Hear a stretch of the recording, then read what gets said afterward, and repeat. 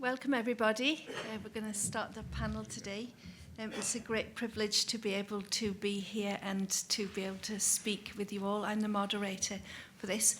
I'm just going to give introductions for about 5 minutes, and then I'm going to give each panelist 10 minutes to speak. I will let you know when you have 1 minute left, but we also have a student here who's going to hold up a sign and kind of say, "Be quiet," if you go on for too long, so that everybody gets to be able to speak, and then we'll have a Q&A for about 10 to 15 minutes. As I said, it's a real privilege to be able to be here with the panelists and also with yourselves. When I look out and see the people who are in this room, I'm really thankful for the God that I believe in, that has people here that are converted to freedom of religion and belief on a global scale.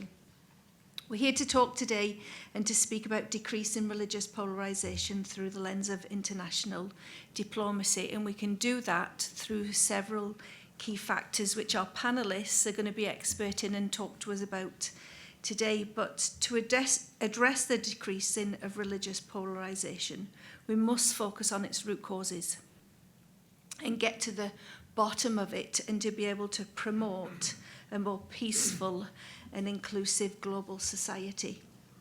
Some of the areas that we can do that through could be through promoting interfaith dialogue, supporting inclusive policies, neutral mediation in conflicts, countering extremism, economic inequality, humanitarian aid, understanding and addressing root causes, raising awareness, and finally, monitoring and evaluation. However, for myself, it's great to say about what we should do, but my privilege comes in actually living it. I have been with members of this panel where we've been to countries, sat in front of government leaders that are breaking international law, and beforehand had to say, how do we get gains on both sides? What do we go and say to people that we know are breaking international law, to have them kind of be on our side and to get the changes that we want? What are the ways in which we word things and say and do things to get those? For me, the hardest thing, though, in doing all of this is to collect the information, to see example after example of those people that are actually suffering in this area, and then to meet. For me, I'm not affected as much by the actual victims, but by the mothers and the fathers of those victims that you meet with and come to you and they ask you, please try and free my daughter. Please try and set my son free. And working in that area to see the sparkle in their eye go, I don't know how I would feel in their situation, but I'm just privileged to be with members on this panel and work with who have those opportunities to make that difference. So with that, I want to introduce you to our first panellist, Professor Mark Hill, KC. He practices at the bar in London, specialising in ecclesiastical law and religious liberty. He is a global professor of law and distinguished fellow at the University of Notre Dame London Law Programme. In addition, he is a visiting professor at the University of Pretoria, South Africa, and the Dixon Poon School of the Law at King's College London. He has undertaken training for judges in Nigeria, Ukraine, Uzbekistan, Kazakhstan, and Kenya. Professor Hill has written over 10 books, and it's a privilege to be able to work with him personally. Professor Hill. I was expecting to be last up, not first, so there we are. I have a blank canvas on which to paint. I was reminded that in 1604, the English diplomat Sir Henry Wotton observed that the definition of an ambassador is an honest man sent abroad to lie for his country. And what I'm hoping in the next few minutes we can develop is a fresh and a rather more vital view of diplomacy. a subject about which people express some incredulity that I'm speaking, being possibly the most undiplomatic person they've ever come across. To my mind, the idea of polarization is brought about, certainly where religious liberty is concerned, by what I want to describe as the 3 I's: ignorance, indifference, and illiteracy. And what I hope to demonstrate in the time available is that through diplomatic channels, through the use of international means of creating safe areas within which to speak, we can address and minimize those 3 driving forces that create and exacerbate polarization, namely ignorance, indifference, and illiteracy. Faith communities tend not to know about the beliefs and doctrines of other faith communities. This creates silo thinking. This creates an atmosphere where they simply don't know. And I think it is incumbent upon those who have a sphere of influence in the diplomatic world to allow that ignorance to be addressed, to create meetings where people of different faiths and of none can get together and can speak honestly and openly about their faith, about their motivations, and about the level to which they wish to engage in civil society. And I think much of the fault in this regard lies with religious bodies themselves, who assume the world has an enduring knowledge of their particular faith, and that they are not in the position to advance it themselves. And therefore, I think there is an enormous drive to lift the veil of ignorance. I well remember perhaps one of the most successful advertising campaigns of all time in Britain in the 1980s was a government-led scheme to address AIDS, HIV. And the byword repeated in all the advertising is, "Don't die of ignorance." And that's why that is of such enormous importance. The second aspect is of indifference.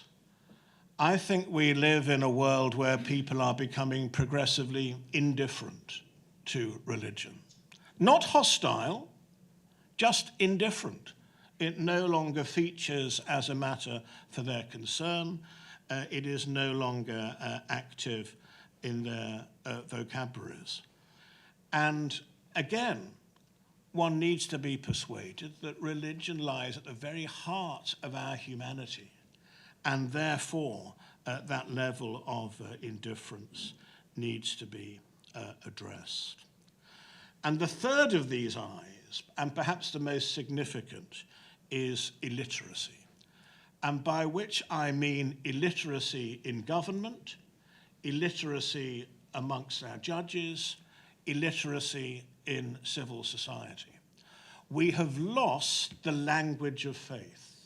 We have lost the means of communicating. And that needs slowly and gently to be restored and reasserted.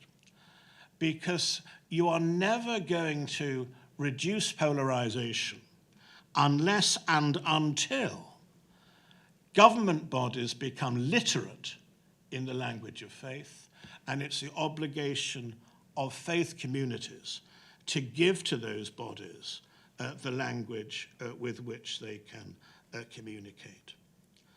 Now, let me just give, I hope, 3 small examples in practical terms of what I mean under this particular topic. In international diplomacy generally, one of the key driving forces now, and it comes from the United Nations, and that is the idea of sustainable development goals. It underscores and it influences all decisions made where international bodies are concerned. And among those 17 sustainable development goals is quality education, decent work, peace, justice, and strong institutions. And if through diplomatic means those can be emphasized and brought home, then that matter is of importance. I then want to speak very briefly about my work in Nepal, where I've made 3 visits in the last 18 months, sponsored and supported by the Religious Liberty Initiative here in Notre Dame, of which I am a global senior fellow. We have had assistance from the British Embassy and others in the diplomatic field. We've had to make 3 visits because you need to break through by creating enduring friendships and trust. But shortly before I left to come here, in the dying days of the Conservative government, and with the assistance of Fiona Bruce, who many of you will know as the Prime Minister Special Envoy for Freedom of Religion, we now have support from the Foreign Office to take forward one of the recommendations in the report which the clinic produced, namely bringing together under the diplomatic umbrella judges and practitioners who jointly will work with the prosecuting authorities and the Bar Council of Nepal to draw up meaningful guidelines as to when and how offences of proselytism or forced conversion should properly be brought in the court. The difficulty is that has been far too widely defined. It has been used in far too ad hoc a manner that it has resulted in significant Christian persecution. And the aim is that under the umbrella of the diplomatic support, we can bring together individuals who can have confidence in one another and can carry those matters forward. The second aspect where I've been working with the clinic in this past semester is in relation to Nigeria. And this evening, Professor Nazila Ghania will be lauded for the work she has done as a UN Special Rapporteur. But as she may tell you, her work is grossly underfunded, and she receives very little by way of administrative support. 1 minute, Mark. But through the work of the clinic, we have been successful in producing briefing notes for her using diplomatic contacts throughout Nigeria and enabling her work to continue and to flourish. So my invocation this morning is, in order to address those 3 perceived evils that promote polarization, namely ignorance, indifference, and illiteracy, it is incumbent upon the diplomatic community and all of us who have an interest in the subject to create and to promote robust networks of trust, because that, in my belief, is the way forward. Thank you very much indeed.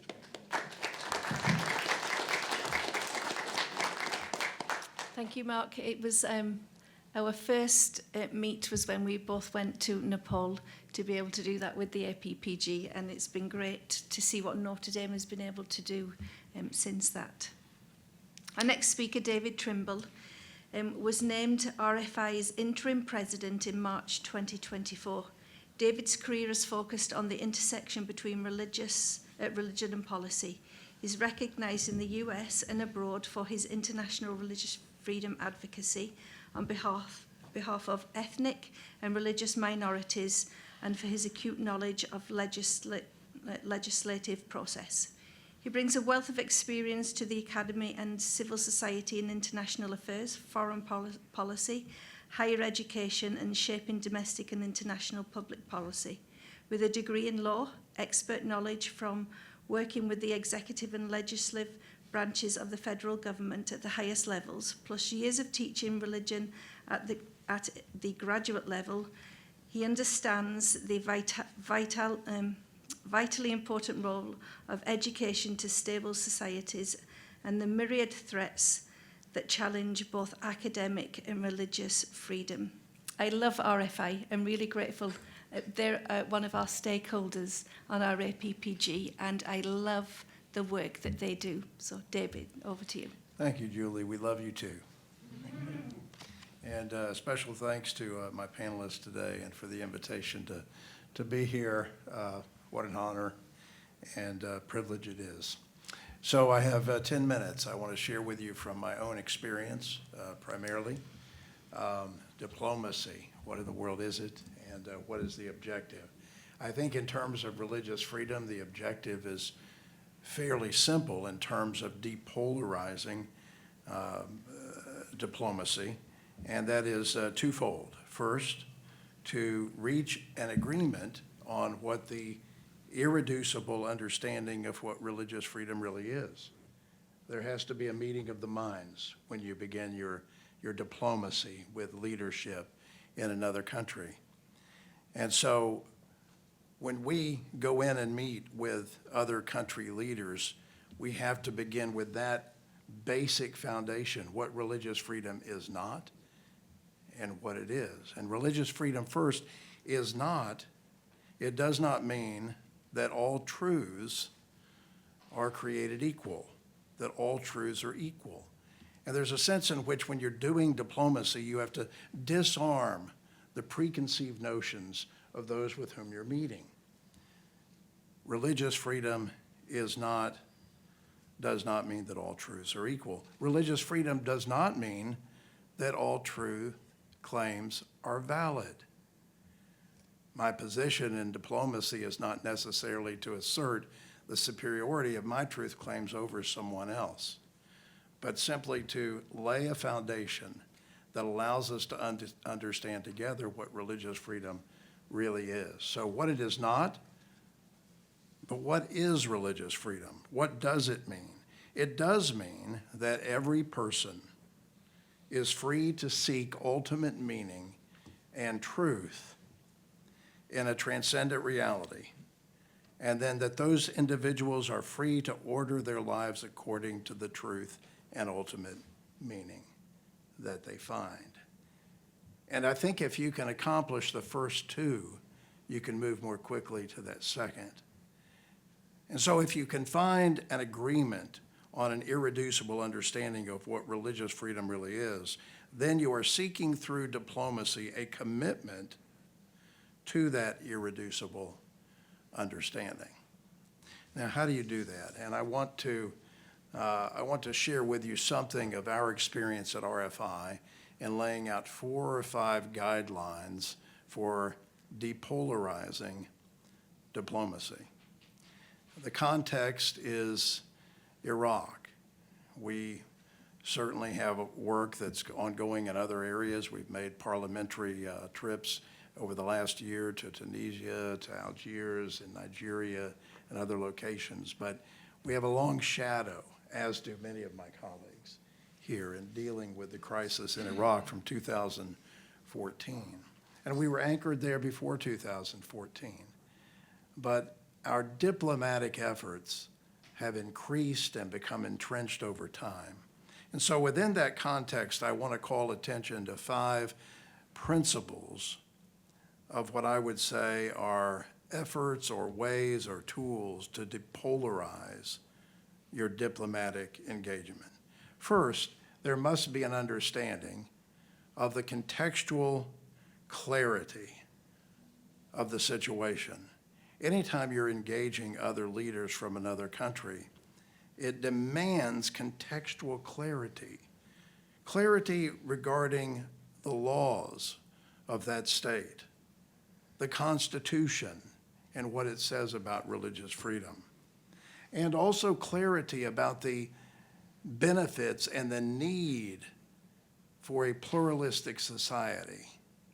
As we have engaged parliamentary leaders in Iraq, we begin talking about their constitution. And there is a clear statement supporting religious freedom, even though they declare that Islam is the official religion of the country. There is a statement supporting religious freedom. Begin with common ground. There must be contextual clarity. We've begun there, and we begin about understanding the context of the different groups that are represented even among the Muslim faith, and the historic Christians, the Chaldeans, and the Assyrians, and the evangelicals that are present. The diverse groups, you must understand the context with the leadership. Second, there must be an agreement on the importance of building community. Community. Leadership in another country, as you're attempting to establish diplomatic ties and an understanding, must come to grips with the fact that community is essential to the stability of that country, crossing over those divergent lines. It was Martin Luther in our own country that called attention to the importance of community through the civil rights movement. Pope Benedict XVI, in his treatise on conscience, identifies community as one of the tools that defeats relativism. Community is essential to depolarization. Third, prioritizing education. When we met with Parliament in February of 2022, we had tracked the expenditures and the budget of the country of Iraq in every major category since 2014 and the beginning of the crisis with ISIS. In every department in Iraq, the budget had increased except for one, the category that we would call education K through 12. It had decreased. And even though when ISIS came in and perpetrated atrocity crimes and genocide upon the people of northern Iraq into the Kurdistan region, one of the first things they did was destroy the schools. When children are out of school in Iraq for more than 2 years, they never return. ISIS had curricula already written and in place and available for the teaching of children from 2014 to 17. They had apps developed to teach the children. Priority must be placed on education in order to depolarize diplomacy. Fourth, commit to equality under the laws. In northern Iraq, as many of you know, there are many issues with property rights and the ability to change one's religion. The Yazidis have no property rights, for example, in northern Iraq. There must be equality under the law, and there must be a reckoning, even in the efforts to depolarize your conversations. You really have to address these key factors. Finally, and that really leads me to a final point. Even in our strongest efforts to depolarize, we must maintain an emphasis on truth. Truth is your friend in diplomacy. Truth is your friend in advocacy. Polarization is expanded by untruth, by acquiescence to untruth. When I stood before the senior staff and we met with them for 2 days in February of 2022, and we placed, on the screen these charts of the annual budget of Iraq. It wasn't something popular to talk about, you know. And I was dependent upon a translator hoping that they would get it right. But showing them that their annual budget was not supporting education was something that needed to be said. And it took me a full day to earn an element of trust and an open line of communication with those diplomatic leaders in Baghdad. In fact, I thought it was going really well the first day. I thought, this is going remarkably well. We're making strides forward that we've never had in our communication. And then the second day started, and at the beginning of the second day, a spokesman for the group who could speak some English said, David, you know we'll never let you teach Christianity in our homes. And I thought, oh my. Yesterday didn't go quite as well as I thought it did. And we kind of rewound, and we had to start again. And we had to go through some of these basic principles, but never at any point did we really set aside the truth. And by the middle of the second day, there was a great line of communication, a barrier that was broken through. And we were able to speak and to talk in a very open manner, and I would say had achieved some level of depolarization in a high conflict zone of great differences of faith. And I'm grateful for that. Thank you.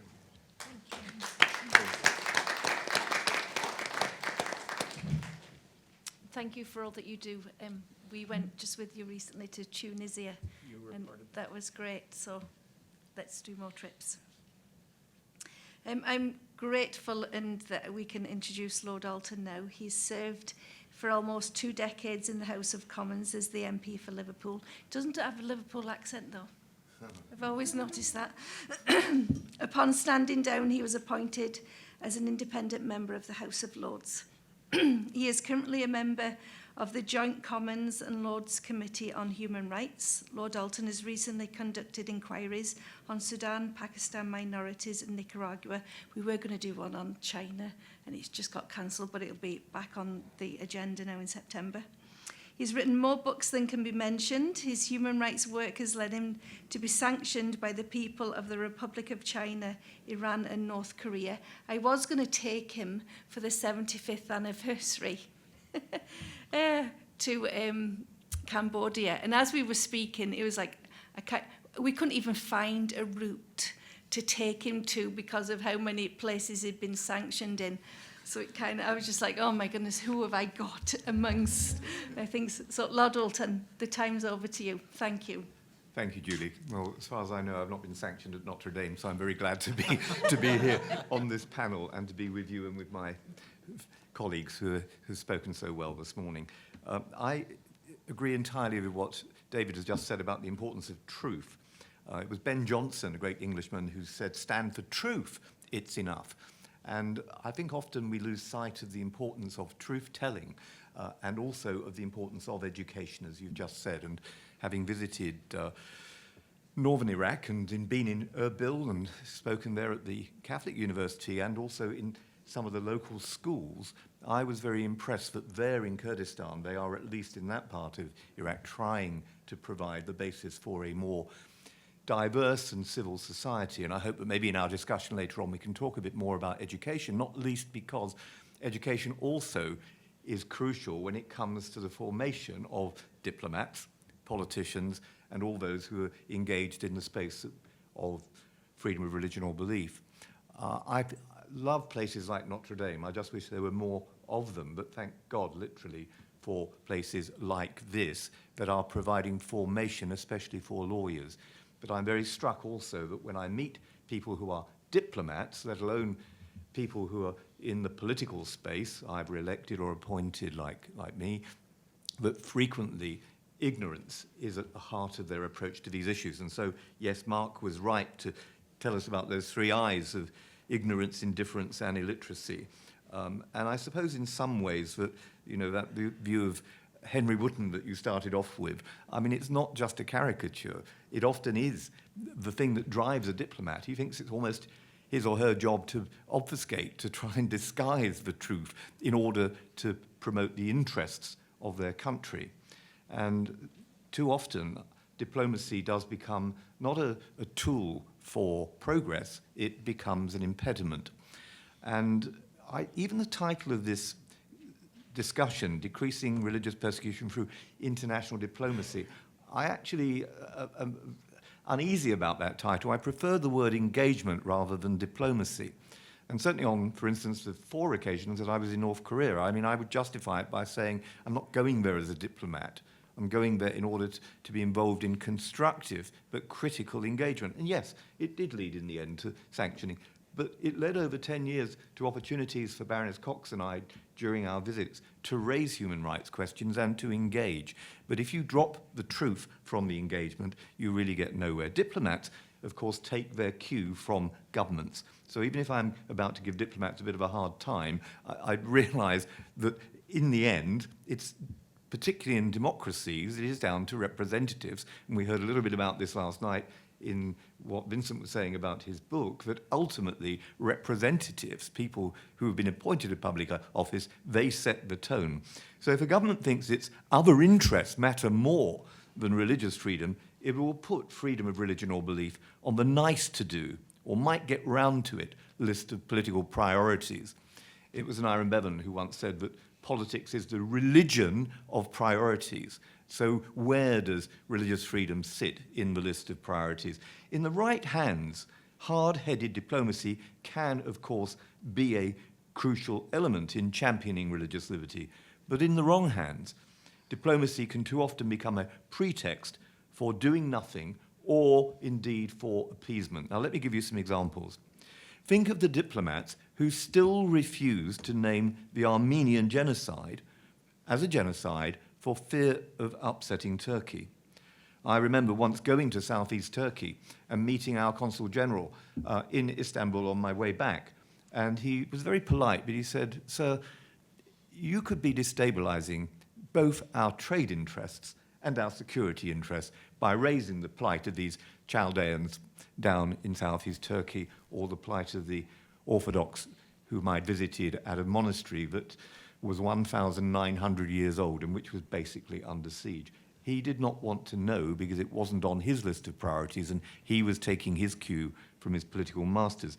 Or think of the diplomats who pander to, yes, the Chinese Communist Party.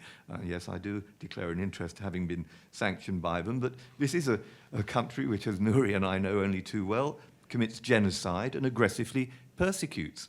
Or the diplomatic obfuscation that deliberately muddles concerns over genuine issues like climate change with mass murder in a country like Nigeria, rather than confronting the ideology which drives the persecution. So diplomats and diplomacy must be part of the arsenal in championing religious liberty and not part of the problem in impeding it. And let's start from a positive as well. 80% of the world are listed as being believers in one way or another. So we stand at the head of a great alliance if it can be properly mobilized, as we heard from Dean Marcus Cole earlier on at the beginning of this important summit. The silence in the face of such persecution is truly awesome. An independent inquiry, which was only initiated because the then Secretary of State, Jeremy Hunt, decided that the officials weren't interested in religious discrimination. He said, "I want this examined," and he appointed the then Bishop of Truro to do it. That report found, in a way that diplomats had never found or been prepared to say, that 250 million Christians, this is their report, comprise, their words, most shocking abuse of human rights in the modern era. So moving the dial inside our democracies, I think, is one of the challenges if we're going to have hard-headed, truthful engagement.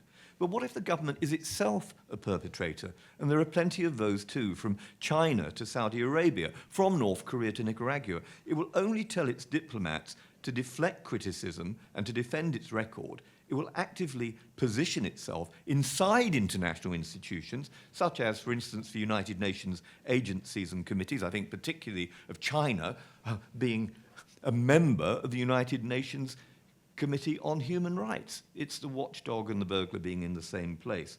Or as part of a security alliance. And again, I give the example of Turkey and NATO. We turn a blind eye because it doesn't suit our diplomatic interests. Dictators and diplomats too often believe that they can get away with persecution and atrocity crimes, even genocide, because the democratic world puts its economic consumer interests first. Think back to the 1930s. Hitler took the world's indifference as a signal that he could butcher Jews, disabled people, gypsies, homosexuals, and non-compliant religious minorities, famously then saying, "Who now remembers the Armenians?" And I might add, diplomats throughout that period were very much part of the collective amnesia. Think about the few voices that were raised as people were thrown off of high buildings, prisoners burnt in metal cages, women raped, and homes looted, and atrocities committed against Christians and Yazidis in Iraq, as David has reminded us, and others intensifying in number and scope, including a wave of beheadings. Where were the voices of our diplomats? Even now, many governments influenced by diplomats who put so many levels of foreign policy refuse to name these crimes in the way that they should be doing as a genocide, saying it's a matter, simply they say, for legal authorities, knowing that no process exists to give that effect, with diplomats doing little to insist that mechanisms are made to work or to bring to justice those who ignore even the crime above all crimes. And I mentioned North Korea in this context. Look at the report of Mr. Justice Kirby, a great jurist, chaired a United Nations inquiry. He said in his report it was very similar to the testimony that he'd heard of visiting a Holocaust museum by those who were victims of Nazi oppression. Think of the CCP now currently repatriating Christians, North Korean Christians, to North Korea from China in breach of the 1951 Convention on Refugees. Who is speaking out against this? Or are we so silent because of our other interests? Time is against me, but let me end by saying something just briefly about the Vatican and Holy See and its diplomats. I think we've reverted to the kind of realpolitik of the 1960s, a system of politics or principles based on practical rather than moral or ideological considerations, rather than the effective and fearless determination of St. John Paul II to work in solidarity with the persecuted and the oppressed to confront political oppression, recalling also the fearless work of St. John the 23rd, who aided and assisted the escape of people, most of whom were Jewish and persecuted by the Nazi regime. That's heroic diplomacy, prophetic diplomacy at its best, not signing concordats in secret with the Chinese communist regime, not least while 1,800 pro-democracy activists are in prison or arrested, including Catholics like Jimmy Lai, Martin Lee, and Cardinal Joseph Zen. So we've been too silent. Why hasn't we spoken out? Why don't we call for prayer? Why don't we call for action in the case of Uyghur Muslims, Tibetan Buddhists, Falun Gong practitioners, or Christians who are persecuted as well? There's more that can be said about this. There's more that can be said about the 114 million people displaced in the world today, the interconnectedness of the issues that we see. Religious persecution is always the canary in the mine. And if we don't see that, if we remain silent because of our other interests, then we will never, ever be able to act in the way that we should. Let me end with the words of the Swedish diplomat, Raoul Wallenberg, who used his position in Nazi-occupied Budapest to issue protective passports and to shelter Jews. He said, "I'll never be able to go back to Sweden without knowing inside myself that I'd done all a man could do to save as many Jews as possible." That certainly is being a diplomat at its best, and we must be at our best in recognizing the scale of the issues that we face and being very careful not to just be such nice people. I don't think the word appears anywhere in the New Testament. It's not our job to just be nice. It's our job to be effective.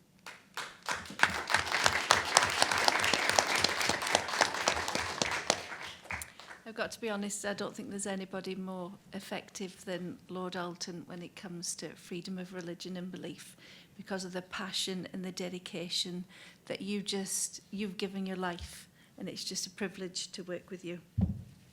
Our final panelist, Melinda Davis, is a research associate for the Peace Accords Matrix program in, is it Mindanao, Philippines? Mindanao, yeah. Mindanao. She holds a Master's of Studies degree in Diplomatic Studies from the University of Oxford. Through the Catholic Peace Building Network, she worked for the Vatican Dicastery for promoting integral human development and is coordinated and as a coordinator, for the Vatican COVID-19 Commission's Peace and Security sector, which aimed to respond to Pope Francis's call to respond to social and political issues revealed by the pandemic through the lens of Catholic social thought. Melinda is a graduate of the Kroc Institute undergraduate program, having completed a BA in Psychology and Peace Studies. Wonderful resume. Thank you. Over to you.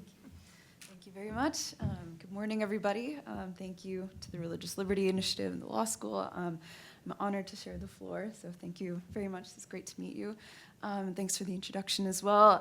I am just around the corner at the Kroc Institute, where we serve as the technical monitor for various peace agreements around the world, and many of which have significant religious components, but I'm here today to talk from the lens of my experience at the Vatican and studying diplomacy at Oxford. So thank you also to Lord Alton for setting me up very well to discuss some of my thoughts on the lens that the Holy See can offer. So I obviously don't represent any of those institutions, but these are just some of my own thoughts. So as all of my fellow panelists have mentioned, the threat to religious liberty is indeed a global threat.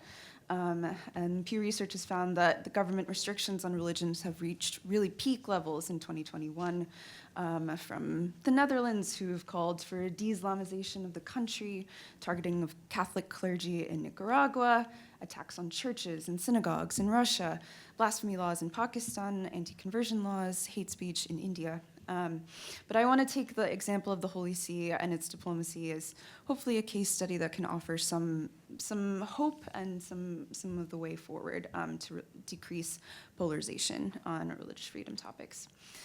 And as you all likely know, the Holy See is a very unique diplomatic entity.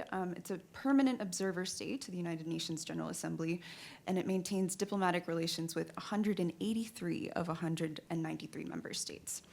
And it's able to do this because it's an observer by its own choice, so that it can act from its true Catholic with a lowercase c, which means universal nature. And indeed, its foreign ministry is called the Secretariat for Relations with States, as no state is actually foreign to it. And I think this universal appeal of the Church to the world makes it a really ideal diplomatic actor. So some people may say, why is the Holy See up there? Why is it so fixed in the international community? It doesn't really have any real interests or resources, not even a population.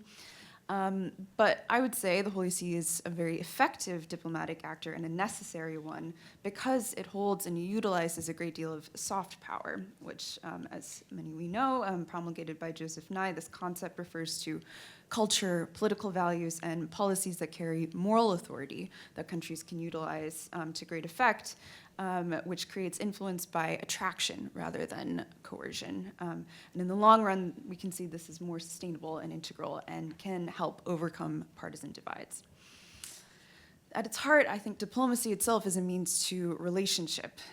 In multilateral forum, it uses normative language, which often relies on these claims to moral authority.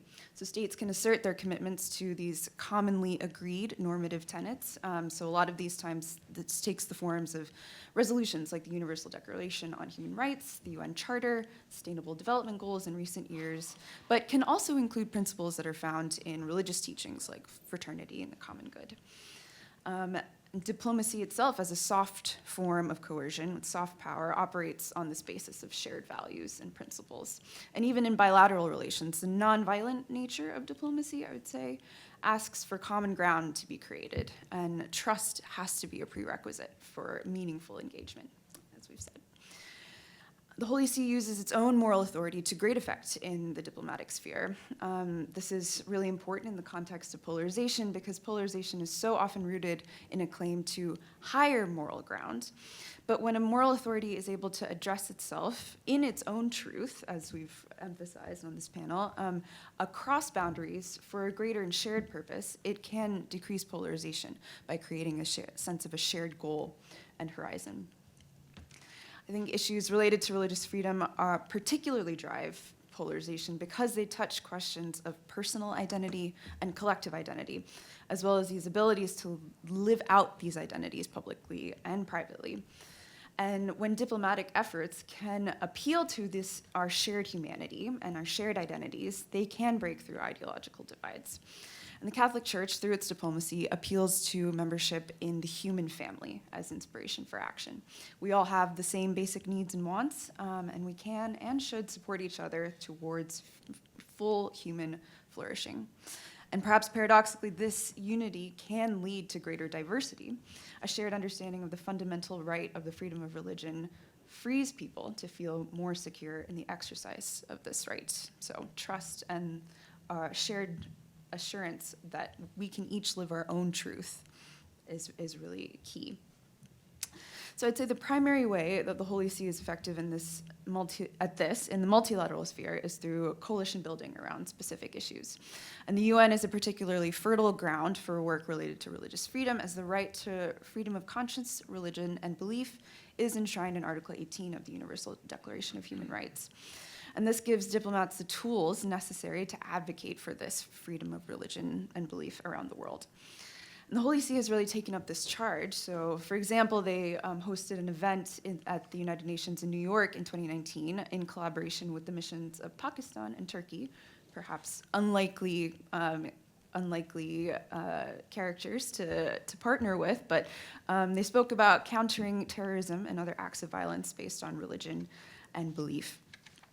And in a more secular American context, where I'm coming from, we see this with the International Religious Freedom Roundtable in Washington, D.C., U.S. Commission on International Religious Freedom, and the U.S. government centers for faith-based partnerships within various departments, so Health and Human Services, Homeland Security, Housing and Urban Development, USAID, the State Department. And this example for high-level U.S. government context can serve as a way to further understand the ability for religious freedom to become a depolarized topic and be viewed as a broad strokes human right, as was envisioned in this Declaration for Human Rights. I also think religious leaders in the diplomatic sphere can really have a particular role to play in decreasing polarization. So another example of the Holy See's coalition building work with other faith leaders was an event that we hosted in 2021 in Rome on advancing integral disarmament in times of pandemic, which really looked at lots of different nuclear and technological issues. And in this event, not only 5 Catholic cardinals, but we also had 13 religious leaders from different Protestant denominations, Orthodox, Jewish, Muslim, Sikh, Hindu, Buddhist, Jain, and Zoroastrian leaders who all lent messages of support for total and complete disarmament, as envisioned by Pope Francis and various other popes in the long history of the Holy See's advocacy around disarmament. When leaders can visibly connect with those of other faiths around a particular interest, can open up lines of communication for other issues, and can also send a clear message to the faithful of each community that other faiths can be trustworthy in other issues. So although there is a strong potential for international diplomacy to embrace this call for religious freedom and belief, there is still a lot of work to be done to combat stereotypes regarding topics of religious freedom. As we've discussed, there's still a lot of ignorance around what religion really means and what it is as a lived experience, especially in multilateral spaces like New York, Brussels, Geneva, et cetera. But I think this example of the Holy See can show that areas like morally motivated actors can really have a platform and create platforms for deeper relationship building efforts towards the exercise of the right to freedom of religion. And this can take the form of advocacy around other areas like the climate or disarmament. But religion is really baked into the heart of many of these issues. So I think the Holy See can really can be an example for us in that. And to conclude, I want to reflect on the words of Pope Francis and the Grand Imam Al-Azhar Ahmad Al-Tayeb in their landmark document, a document on a human fraternity for world peace and living together. And they say, "We call upon the leaders of the world, as well as the architects of international policy and world economy, to work strenuously to spread the culture of tolerance and of living together in peace, to intervene at the earliest opportunity to stop the shedding of innocent blood and bring an end to wars, conflicts, environmental decay, and the moral and cultural decline that the world is presently experiencing." Thank you very much.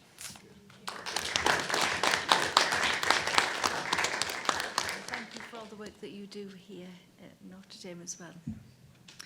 Our panellists wanted to just speak for 10 minutes so that we could have a nice Q&A. That's what they like to do the most. So we have 20 minutes now. We have 2 microphones that are just here. And I can actually move it around so no one has to move all the way over here or there. That's even better. There we are. So we'll just have you in charge to be able to open up the discussion. Great. I see a hand there.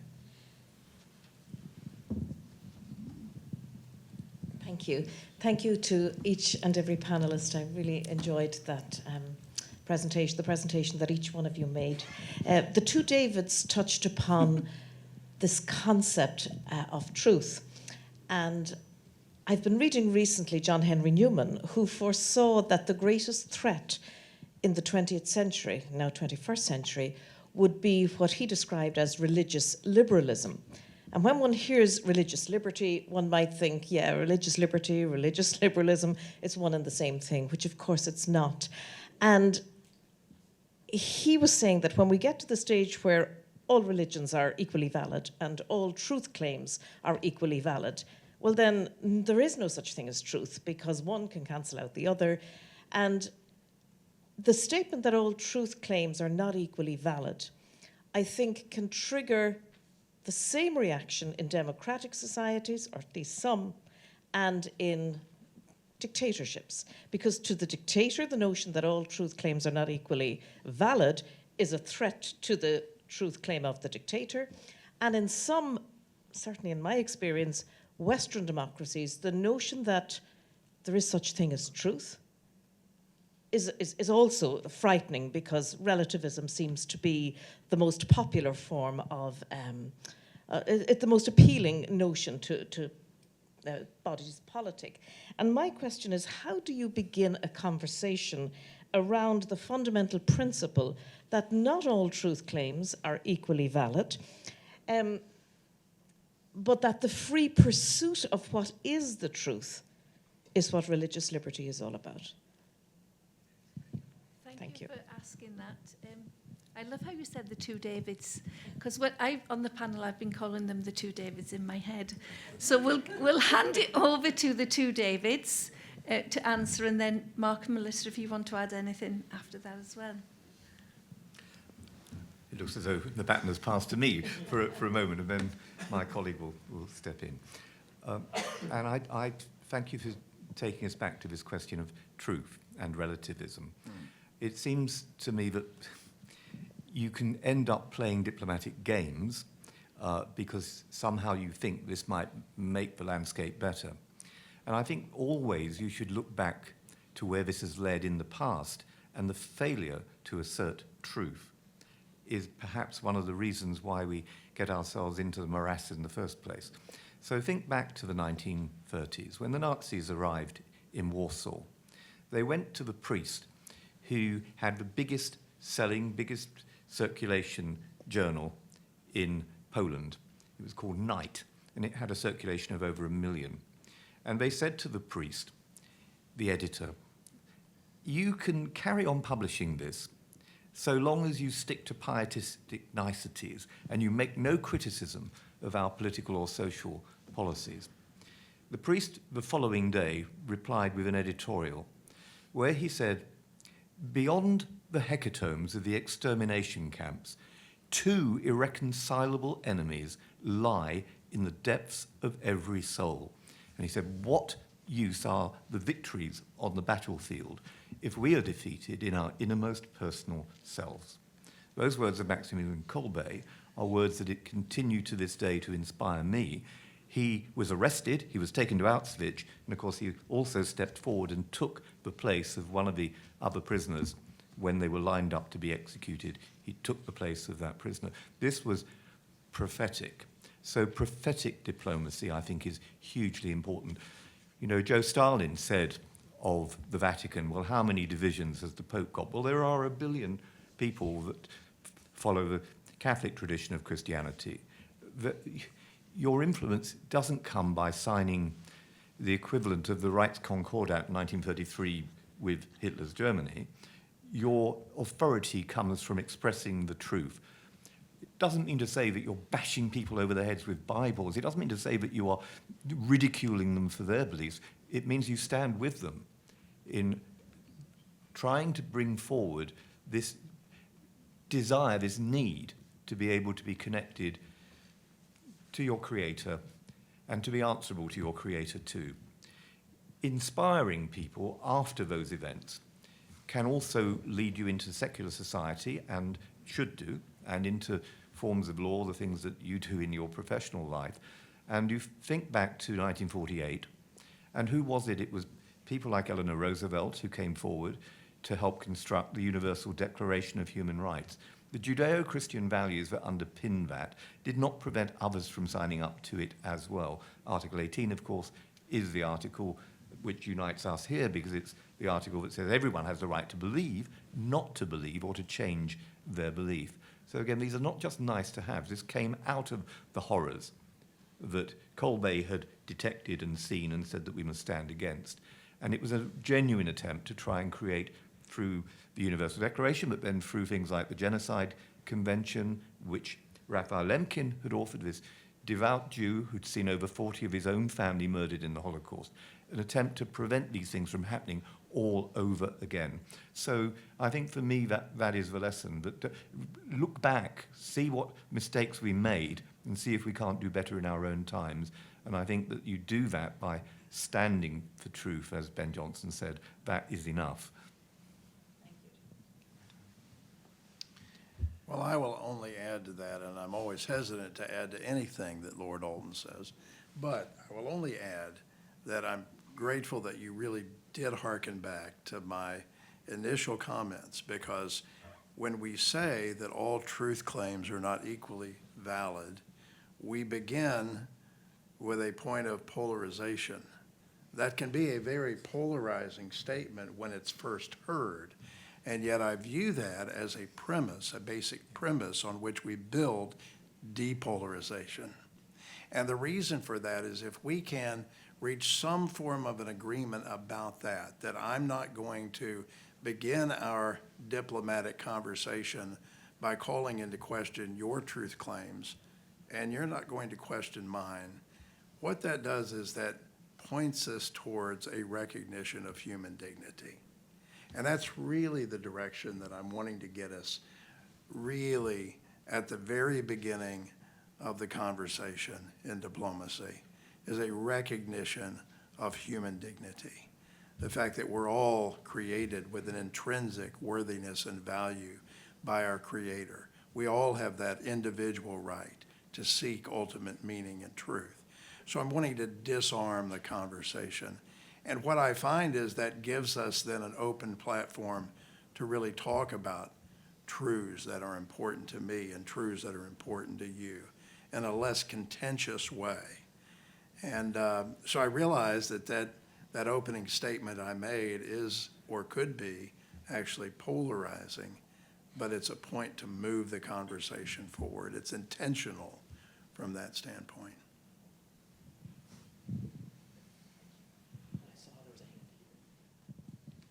Thank you. My question is to Ms. Julie Jones about the diplomacy of the Holy See. So this approach is often described as a positive neutrality. But my question is how far can you go along this path?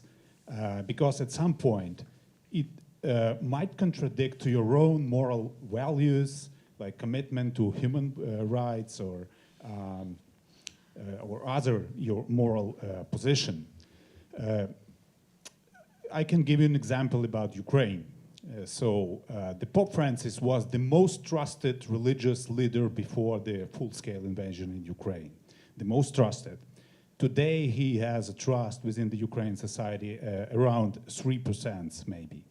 Because some statements of Pope Francis were, gave an impression that he put Ukraine and Russia on an equal footage. Like it is not an aggression, Russian aggression, but a conflict between countries. And it is very sad because for us, Ukrainian Catholics, very sad situation because nobody trusts now the Holy See and its diplomacy. So how long can you go along this path of positive neutrality? Thank you. I do have to say, I think you meant Melinda to respond to that. Yeah, Julie could definitely say a thing or two, but Melinda, you go first. Absolutely. Yes, thank you for your question. I fully agree that this is there is a limit here, and the Holy See is, as I mentioned, in a very unique position and has been for centuries, and it finds itself in playing a difficult game depending on who the Pope is, at what point in history it's been. It's had these difficulties and different conflicts throughout time, especially where religious identities are really at stake. So right now in Gaza, we see the same difficulties faced by the Holy See, and yeah, I would say I'm not sure I have a great answer. I think the best where the Holy See shines is where it's able to really step aside and create a common ground and create space for mediation. And that's where it can be really effective. It's not always able to do that because it does have this identity that is so strong, and it does stake its own truth. It stakes its own morality, and it can't compromise that, because if it were to, then that would be a really slippery slope. It would lose its identity completely. And it really hasn't been fully successful at all times in history to safeguard the rights of human dignity and safeguard all people that it is actually called to do so. And in this, because of that, because it is a religion and a state at the same time, it has a greater call indeed to do this, to this mission, and it does fail. I will say that, and I'm very sorry. And in my own capacity, I can't apologize for the Pope, unfortunately. But I still think that there are spaces in which, perhaps maybe not at the high level right now, but there is still opportunities for Catholics on different levels, perhaps at more of the diocese level or a personal level, to reach across and create more spaces for diplomacy or citizen diplomacy, track 2 diplomacy perhaps. There are other lay Catholic groups that are able to go across and create spaces for mediation and under the Catholic banner, but perhaps not quite of the Holy See. So I think there are still spaces in which we can find this opportunity, but it's not always at that high level. So thanks for the question. Great. And we have 3 questions lined up. 1, 2, 3. We'll start here. Thank you very much. Marcela Szymanski from A to the Church in Need. I would like, I'm very active in diplomatic arenas, as some of you have seen me. And I have seen that when we come to a politician, a diplomatic person, of the United States, Canada, or Geneva, or wherever, they would like, they can be moved by what the tragedies and the pain is, but they need solid legal basis in order to make a case towards their own government and towards the government that is oppressing its own citizens. So in a setting like this one, a law school, in one of the most prestigious universities, what we usually try to get as lobbyists for the persecuted Christians is to obtain briefings about the situation that really list which laws of their own law they are violating by committing that crime. For example, one of the cases is the one of the persecution, well, no, the the abduction and sexual enslavement of women and girls, so it's so-called forced marriage, which is actually a series of about 10 to 12 crimes in Pakistan only. In Pakistan, there are 10 to 12 Pakistani crimes being committed each time that one of those girls is taken into so-called forced marriage. And then there are also 6 human rights being violated very clearly. And when I give this list of violations to a policymaker, to a Minister of Foreign Affairs, etc., at least they know what to say and what to do and where to take to the task that oppressing entity. So this is something that we should do it methodically, not just because it becomes interesting all of a sudden. So that is one of the things that come to mind in order to depolarize diplomacy when you are giving the other one the tool. Look, this is where you have to act. And then they feel a little bit like they can save face because they can blame the Minister of Justice if you want. But face saving is one of the best activities of the diplomats these days, to help the criminal to actually look not that criminal. And then on the issue of the human dignity, David Trimble, we are all the time being asked also to try to find a common ground between religions that do not consider human dignity equal for all to exist. Only for the men of that religion, that's one thing. If you are not a man from that religion, you are second, third class, fourth class citizen. And it's very difficult, and I'm still trying to find out how the Pope goes and sees the Shia and the Muslims and the Sunni, etc. But he's starting the book from chapter 2. Instead of chapter 1, which is human dignity equal for all, he said, okay, we'll talk about that one later. We'll start with what we have. And then it's really difficult to maintain the edifice in shape, but we have to be able to. It's not optional. And we need to find more creative ways to do that. Okay, you are enslaving the Yazidi women just because they are not the Shia, or because I don't know why. But let's talk. That is really nerve-wrenching. So we've just got 2 minutes left, so if you could just ask the question, so one of yes, us I mean, answer. I would like to know if they have a question, an answer for that. But I put more the question of how to find common ground when it's obviously the basic common ground of the equal dignity for all is not there, and it's inscribed in their books that will never be there. So what can we do about that? But they don't have to answer now. We can continue later. Okay, thank you. Do any of you want to take that answer just very briefly? Mark? Well, the only thing I would say, you touch on it with human dignity. Many people in this room know that I've been instrumental in working on a human dignity project, among other things, to have a day of the year declared the UN International Day of Human Dignity. And surely that's where the common ground must be found. Not in a form of selective dignity, according it to males or certain religionists, but the idea of dignity, when it's properly understood, it is an entirely leveling concept in which all are treated with the same level of respect. And it doesn't require an investigation of truth, because dignity surpasses that. I would just add, if I may, to that. I mean, Pakistan's the example you've just given.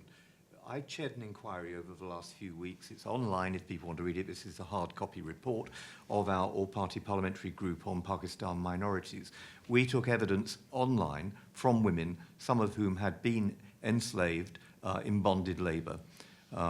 Minorities in Pakistan make up about 3% of the population. They make up about 70% of those working in brick kilns, millions of people enslaved.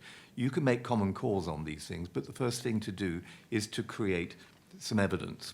So we did, with recommendations. We looked for things that the Pakistan government was already doing, which were good, many of them non-implemented.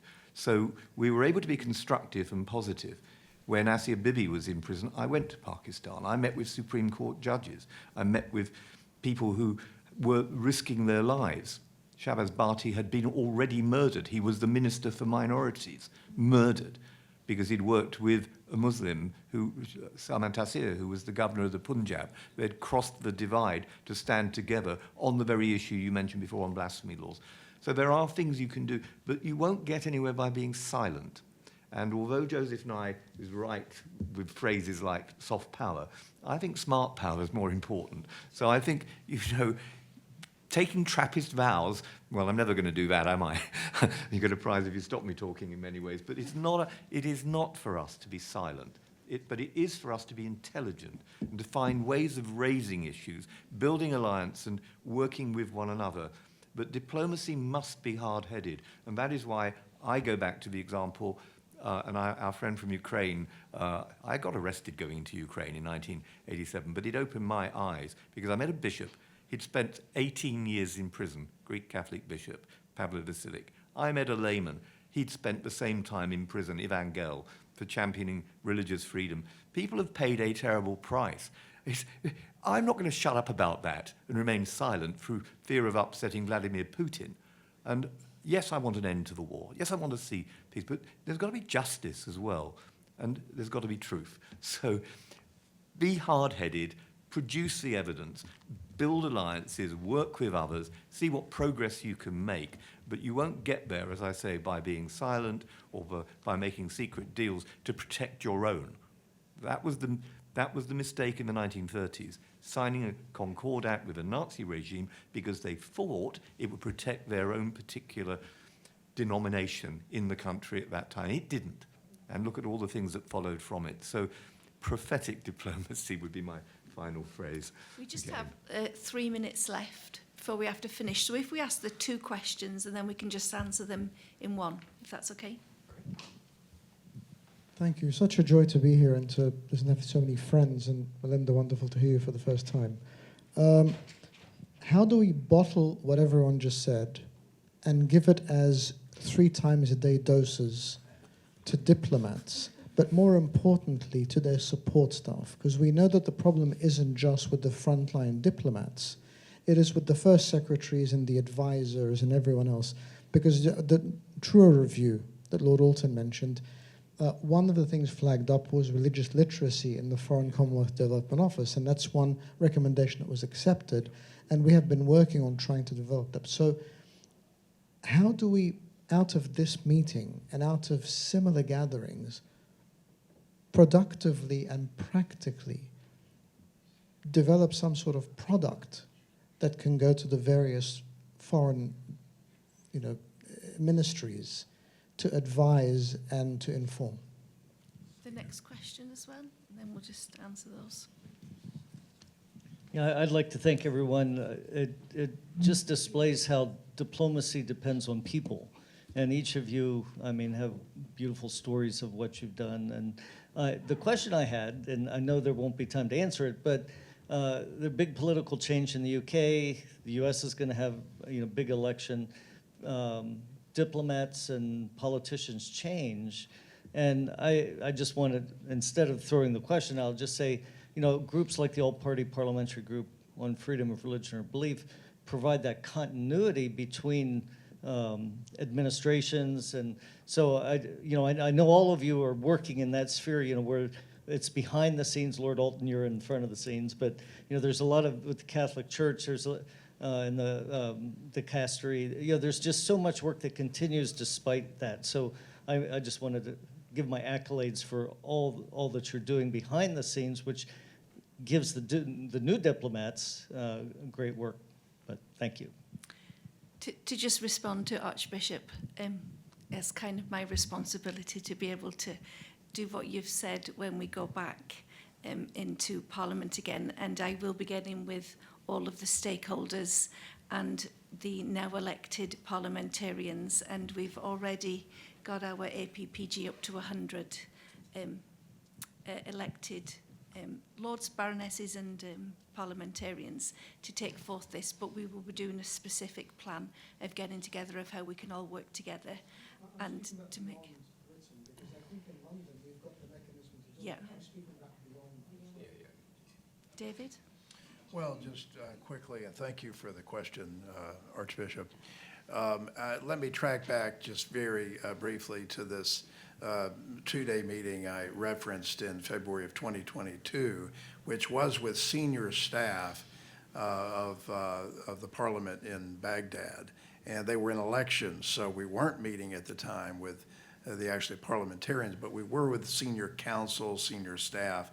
And while I thought that first day, at the end of that day, I said, oh my, this has been a failure, an abject failure. By the second day, when the minds were opening and beginning to understand what religious freedom really is, the kinds of things we're talking about here, it was a magnificent opening, something I've not seen transpire in Iraq up to that time. And they were asking then, after that, can you help us develop educational resources for our children and for our staff? So this is the kind of outcome that you want. And I think if we could put our minds together to do a lot of that, these training with senior staff like that, and developing resources that really identify and advance these first principles, as I would call them, about religious freedom, I think we could really do something mightily together. And we'd be interested in. Can I just respond to Brian Grimm, and I hope allowing us to end on a more positive note, not a counsel of despair. That as between the UK and the US, our diplomatic services are distinct in that ours are far less political. We have a professional diplomatic corps which continues irrespective of the change of the complexion of the government. And I'm delighted to say that already emerging out of the Trora report is a quality of training to diplomats, both at ambassadorial level and below, training them in religious diversity in the country to which they're being sent. That never happened 10 years ago. It's beginning to happen now, and I pray that it deepens and continues in the future, because that is the way that, using a professional diplomatic corps, we can genuinely reach out and make a difference, and, if we can, depolarize these very difficult parts of the world. Thank you. We have gone 2 minutes over, so I think we need a photo of if we just all stand together, and we can continue this, but in like about 4 or 5 minutes we're going to have the next panel coming on, so I'm definitely going to finish it. Thank you.